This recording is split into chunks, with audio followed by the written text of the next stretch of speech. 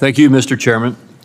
This hearing comes at a crucial time as millions of Americans evaluate Medicare coverage options during the annual open enrollment period. During this window, seniors and many Americans with disabilities have the opportunity to select a Medicare Advantage or MA plan that best fits their needs.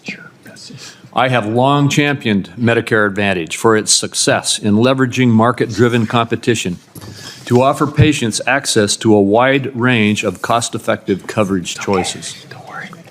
The vast majority of our MA plans cover services not available under traditional Medicare, including for dental, vision, and hearing health needs. With consistently high satisfaction rates and low premiums, MA's market dynamism serves as its strength, not as its weakness. That said, the complexity of the healthcare system poses significant challenges for Americans from all walks of life, including those enrolled in MA plans. Seniors need clear, credible, and accurate information to navigate the coverage and service landscape. Fortunately, a variety of resources and tools can help guide Medicare beneficiaries through the decision-making processes this opaque system requires. However, the federal government's Medicare Plan Finder, the decision support tool outlining coverage choices, can prove cumbersome and confusing, often displaying out-of-date or otherwise inaccurate data. As we consider options to ease enrollment, we should assess solutions that improve Plan Finder by integrating more relevant information and enabling more user-friendly navigation. Furthermore, we should examine opportunities to empower effective insurance brokers who serve as key community-based resources and access points, including in the context of MA plan enrollment. Through common sense patient protections and targeted transparency, we can promote a vibrant and competitive broker landscape, assisting seniors while preventing deceptive marketing and other problematic practices. Practical guardrails, however, cannot come at the expense of patient privacy or a functional marketplace. With all policies under review, we have an obligation to consider both confidentiality concerns and administrative burden. I look forward to hearing thoughtful ideas about how to improve the enrollment process by better aligning the incentives and increasing transparency. With common sense, consensus-driven, and market-based solutions, we can ensure broad access for seniors to all of the tools needed to make crucial informed coverage decisions. Thank you very much, Mr. Chairman. I thank my colleagues. We have called an audible and moved seats here just... Mr. Chairman, I'm sorry, my coffee attacked the chairman just a moment ago, and so we were moving down to get out of the way, so I thought maybe it was something personal. I know, actually, we didn't like what you were saying, Senator, so we were, no. No, it was the coffee. I told my friends, as my father would say, this is not going to be one of the great moments in American history. We have survived it all. Okay.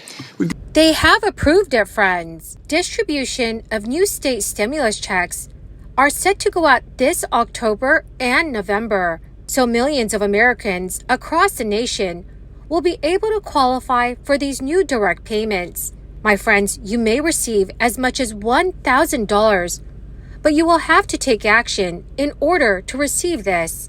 Friends, please make sure that you watch until the end of this video to hear about all of the details. Also, do stay tuned because I'll be announcing the winners of yesterday's Walmart gift card giveaway.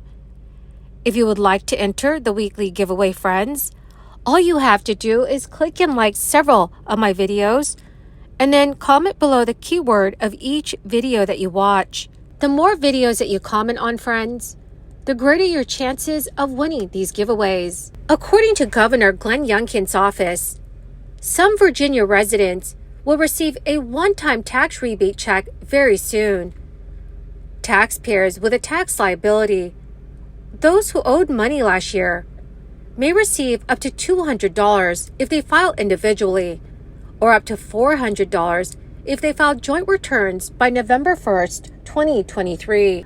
Governor Youngkin's spokeswoman, Macaulay Porter said in a recent statement, tax rebates will start being sent out in batches in the coming days. The checks approved in the state's budget deal will either be directly deposited into people's bank accounts or it will arrive by mail. Virginians who received a refund by direct deposit on the return this year will likely receive their rebate through direct deposit into the same account. Not eligible taxpayers will receive a rebate check or the top amount if they owe any money to government agencies or institutions. Governor Youngkin urged Virginia residents to file their taxes by the November 1st deadline, saying in a statement that the one-time checks were an important step going into the holiday season to help Virginia residents keep more of their hard-earned money for gas, groceries, and essentials. The 2023 state budget deal was delayed for months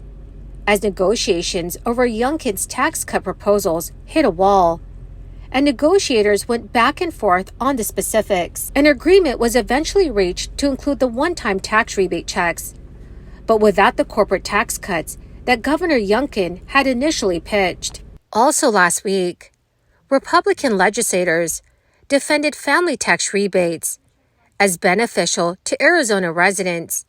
This comes on the heels of new projections that Arizona is expecting a $400 million state budget shortfall. The Finance Advisory Committee report, which was released last week, indicated the projected shortfall is due in part to a drop in individual income tax collections. Republican legislators, including the Arizona Freedom Caucus, hosted a news conference to tout the rebates as inflation relief that will be headed to Arizona families. Beginning on October 30th, tax rebates will start heading out to approximately 750,000 Arizona families. The money could take several weeks to a month to reach them. The latest data from the Bureau of Labor Statistics showed that in February, the Consumer Price Index in the Phoenix metro area reached 8.5% above the prior year. In August, that year-over-year number went down to 3.7%. A recent Federal Reserve report has pointed out concerns about the risk of persistent inflation. That is, the potential for large losses in the U.S. office market and funding pressures on some banks. The Financial Stability Report released on Friday is the second since several banks failed following rapid interest rate hikes. Fed officials have raised interest rates by more than 5 percentage points since March 2022 and have signaled that they are inclined to hold policy steady for a second time in a row next month, after a recent run-up in bond yields tightened financial conditions. The Fed was also slow to forecast the recent pickup in price increases and rapidly accelerated its pace of tightening last year with 4 75 basis point hikes. Bond losses at regional banks began to raise questions about their stability. The Fed has further raised rates to a range of 5.25% to 5.5%.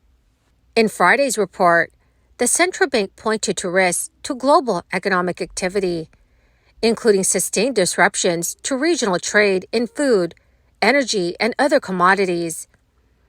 It also highlighted concerns about the potential for slower economic growth. The Federal Reserve has recently told reporters, given the size of its economy and financial system, financial stresses in other countries also could strain global markets more broadly through disruptions to economic activity, deterioration of risk settlement, and possibly a sharp appreciation of the dollar. So, dear friends, what are your thoughts about all of this? Please let me know what your thoughts are in the comment section below. My dear friends, every Friday, I will be announcing several winners for the Walmart gift card giveaway.